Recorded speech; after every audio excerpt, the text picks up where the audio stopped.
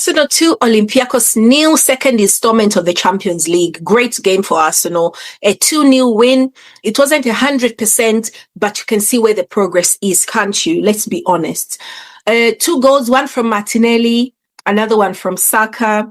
And let's go through the team to see how I think they did on the night. We had some outstanding performances. We had some insightful observations and so on and so forth. Raya in goal was called upon to make a couple of saves. One of the saves was a magnificent top-class save, which absolutely was beautiful, which if that had gone in, it's Arsenal 1-1 and it becomes a different game. Ben White definitely needs more match fitness. He needs to have more play time so that he can affect the game better. Him and Arteta had a bit of a bust up on, well, it wasn't even a bust up, it was a bit of a disagreement on the touchline.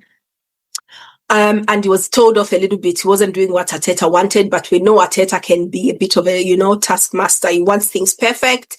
Arteta did okay. White did okay considering, it's probably the first start for a long time, but he had a decent run out and was replaced by Timber in the second half. William Saliba took on the leadership role, I think, in that defense. When Kaabi came off, he was crushed. He had a bit of a knock. Nothing to be concerned about. We've got the luxury now of having Mosquera, who's absolutely solid in either of those positions. So he came covered. William Saliba, I could see him giving him instructions about where he wanted him to be and how they should communicate. Beautiful to see. Lewis-Skelly for me was insane. He was amazing. Now he's still doing a few things. He's only like 18, isn't he?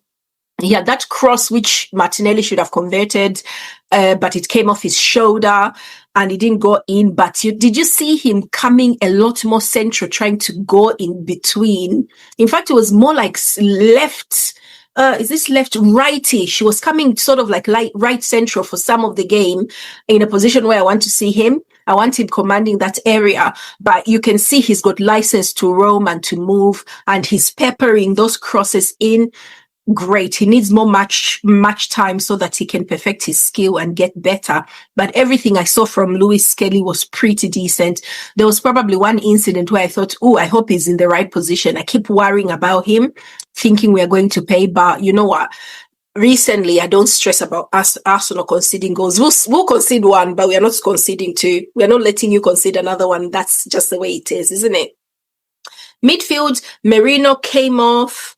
Zubimendi played as well. He was all right. Zubimendi still needs a few more games, I think, for us to understand what he's doing in the team, but he didn't shame anybody. Martin Odegaard is back, baby.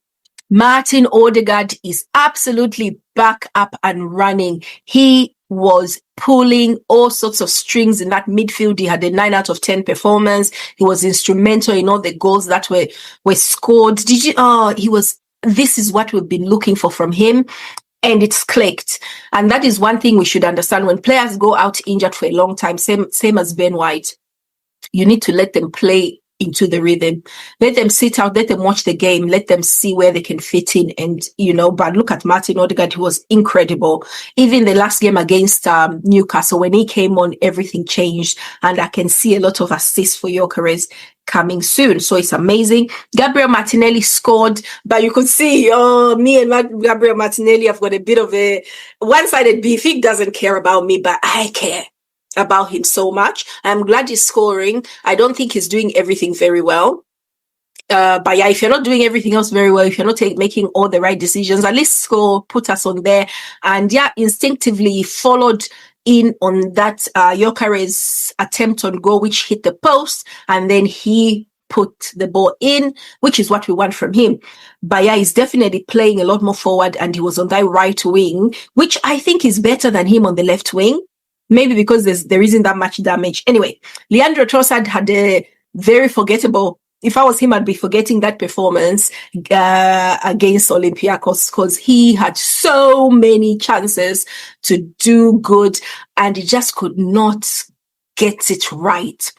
I am actually of the mind that he should continue playing Trossard into the best form of his life, because when Trossard is playing well, we are not going to to suffer. You have to remember we should not always play our best players some games, because when they get injured, we get crippled. So Trossard is playing. He didn't do crazy amazing last night. He didn't do crazy amazing in Liverpool or at Newcastle, but he is there and he's saving some legs. So I'm as long as we're not paying for it at the end of the day, we're not losing games, he should stay there. Let him do it. Anyway, he was replaced. Saka went in for him, and then Merino came off, Gabriel came off, and Saka came on. Timber came on as well. And then we got so much more comfortable when Hezze came on and Saka came on. Saka went down that left wing. That guy can play a left wing or right wing. Did you see him score that beautiful goal with was it his left foot or his right foot? It was his left. It was beautiful. Nice goal. A lot of pace between the keeper's legs. And you're like, yeah, awesome. So it was a good win. And I felt so much better. I can't wait for West Ham over the weekend. I've already done the video for the West Ham game. Have a look at it. Let's see. Let me know how you think we should line up. And how excited are you about how Arsenal is looking? Our team is looking sensational. We just need our manager to start thinking sensational. I've got a sensational team. Handbrake off. Let's go for it. That's what I want. Let's have a look at some of the other games that happened in the last 2 days, because I haven't done the post matches, have I? Barcelona PSG. I tried to watch both games, but I'm so obsessed with Arsenal. I wasn't really focusing. I had 2 tellies going for the Arsenal game and then the PSG game. I think I even missed the first, the Olmo goal. I missed the first Barcelona. I missed all the goals because I was obsessed with Torres, rather. I was obsessed with the Arsenal game. But Barcelona lost 2-1.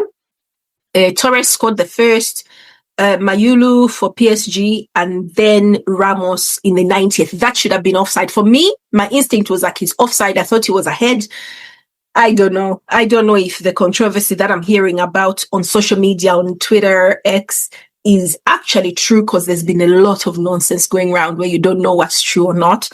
But yeah, the lines were drawn and they said it wasn't offside. It looked offside to me, but I'm on my sofa chilling, watching Arsenal win.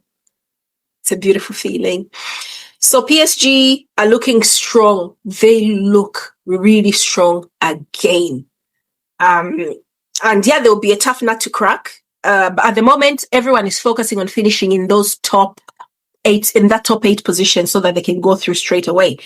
Let's have a look at some of the other interesting matchups. Newcastle beat this small team, Union Saint-Gilloise, 4-0.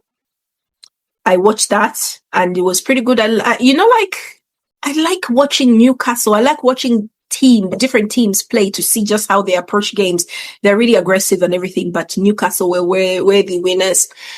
Manchester City, Monaco, Manchester City, Man City drew 2-2. Let's see. So Hezze, Dyer penalty in the 90th. Haaland scored both goals for City. City are going through a bit of a transition, aren't they? City are going through a bit of a transition. So yeah, they need to hold on to dear life, because I think the Roosters are coming to roost. Bayer Leverkusen draw with Eindhoven 1-1. Borussia Dortmund beats Club Athletic 4-1. Napoli 2-0 now. Højlund, former Manchester United player, scored 2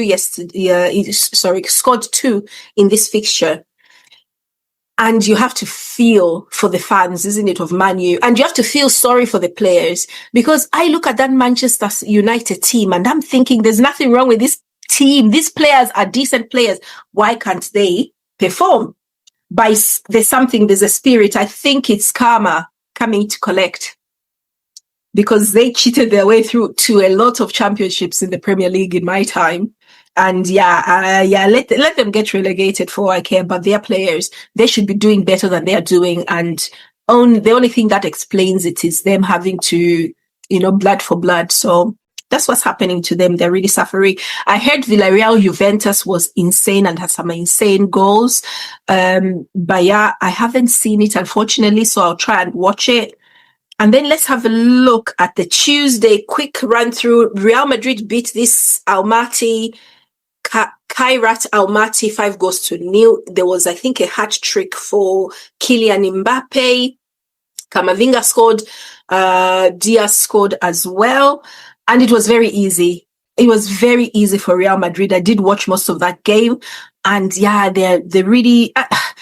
I'm not hating completely on these small teams because you come in and you can only improve by participating with the best in the world. But they got turned over really badly. Their keeper looked like he was 12 and a half at most. And yeah, they should have been a bit more polite by not beating them too badly. Atalanta beat Club Brugge 2-1. Athletic Madrid 5-1 beat Frankfurt 5-1. Tottenham almost lost to Bode Glimt, but they rescued it. They rescued it in the last, almost in the last minute. And it was an on goal as well in the end. So yeah, Tottenham, I like Thomas Frank. I like him because you can't afford to hate good managers, can you? I really like him and I don't know how he's going to do at Tottenham, but there's also another thing about Tottenham is they're just crazy. We'll see. There's some teams you go to and it doesn't make sense. Chelsea, wait a minute. Chelsea beat Benfica. They 1-0. Where was I? I don't know why I thought I watched it and I dreamt that Benfica beat Chelsea, but obviously they didn't. And then, of course, the result for me of this whole 2 games of Champions League football was Galatasaray 1, Liverpool 0. Now, this game was insane to watch. Galatasaray, the fans are insane. The players dive for no absolutely good reason. The referee everyone complained about the referee being too trigger happy to punish Liverpool's indiscretions. But I think if everyone's complaining about the level of noise, he probably thought if I don't do something here, whatever the case anyway, the penalty was a big talking point. Now for me, if that was given for me, I'd be happy about it. If that was given against me, I would probably whine a little bit. But the fact is the player was impeded. The player was impeded and it's one of those things where you are just thinking, you know what? It can be a penalty, subjective. If he had not been slapped in the face by accident or otherwise, he would have been able to get the ball and have a shot on target, maybe even score. So penalty, very generous penalty, but it was a penalty, very generous. In the same way against Newcastle, I think Arsenal were lucky not to not to consider penalty with Gabriel. I mean, it came off his body, but it's so subjective as well, that the referee can just say, you know what, that's a penalty. Because the handball was too blatant, his arm was up there. Everyone says, oh yeah, but that's how you slide. But I've seen penalties given for somebody who's trying to balance. You remember Odegaard's non-penalty against Liverpool last season? Same thing, was it the season before last? Same thing, hand is planted, didn't get penalty given because he couldn't control his arm, I guess, but very lucky. If it's not given against you, you're like, phew. But, anyway, whatever. But regardless, Osimhen took the penalty greatly. Alisson got taken off because he was injured. He looked in discomfort. I don't know if it was psychological. I don't want to go play Galatasaray at home because they look demonic. Those fans, they are noisy. But for me, that was the game of these last 2 days because I've been wanting and begging for Liverpool to start losing. And I hope this is the start of their misfortune. Sorry. I'm going to be a bit decent. I hope this is the start of Liverpool's misfortune because I cannot be dealing. These guys are the luckiest people in the world. They need to start losing at last, and I am here for it. So let's see if there were any other games I haven't touched on. Inter beat Slavia Prague 3-0. Marseille beat Ajax 4-0. Bayern Munich, yes, they beat Paphos 5-1. Kane scored 2. Guerrero scored 1. Jackson from Chelsea scored 1. Olise as well. Beautiful player. I love watching Olise.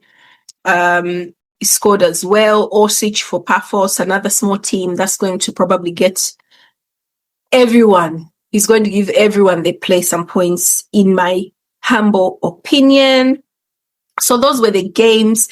And you know what? I think it's about time I give you guys the reason why I think certain teams should win this Champions League this season.